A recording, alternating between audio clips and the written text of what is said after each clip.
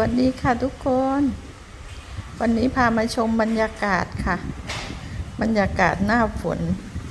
ช่วงนี้ฝนตกทั้งคืนทั้งวันค่ะทุกคนเป็นกันทั่วประเทศค่ะ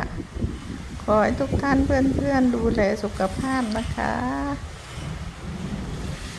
มันเป็นหวัดเจ็บป่วยกันได้ง่ายค่ะช่วงนี้อากาศแปรปรวนมาชมบรรยากาศหน้าฝนเมืองท่องเที่ยวค่ะ